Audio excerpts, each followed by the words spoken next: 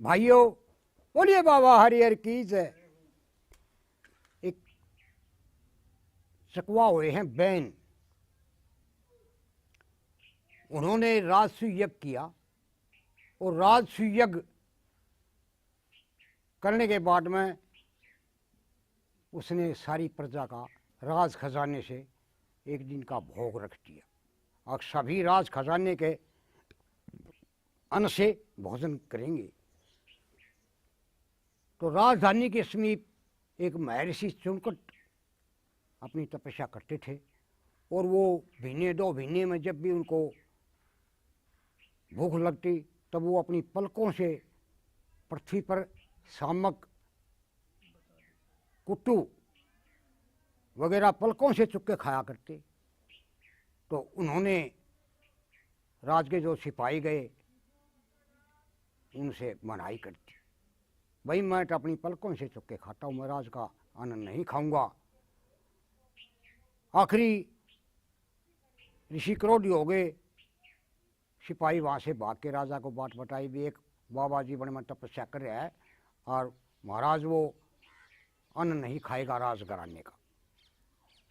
राजा भी वहाँ आ गए, भाई लड़ाई लड़नी पड़ेगी। आखिरी ऋषि क्रोधी तो उठे, अपने आसन से कुशा के 3 पूंजड़े उखाड़े, एक पूंजड़े से उस चकवा बैन का महल फौज सब कुछ स्वाह कर दिया। दूसरा पुतला त्रेता में उस काली को सौंप दिया, वो काली की भक्ति करता था। वो दूसरा पुतला त्रेता में राम रावण युद्ध में काम आया, बच गया शेष। एक पुतला रहा, वो फिर उस काली को दे दिया, क्योंकि द्रौपदी काली का रूप थी, काली की शक्ति थी। 9 सतियां हुई हैं हमारे शास्त्र के अनुसार।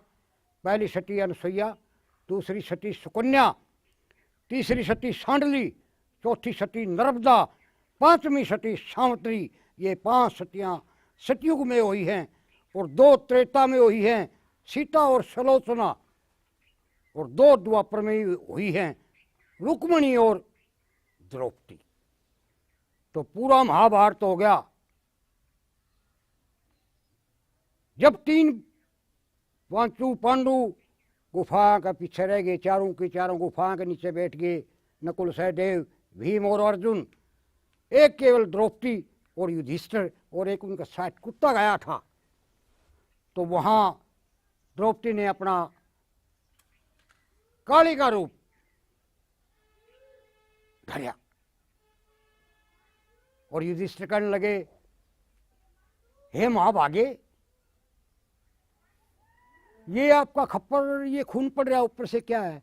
बोला, ये महाराज ऋषि चुनकट ने 3 पुतले बनाए थे और उससे मैंने सारा महाभारत गरागाप करवा दिया और ये खप्पर अब भी खाली है।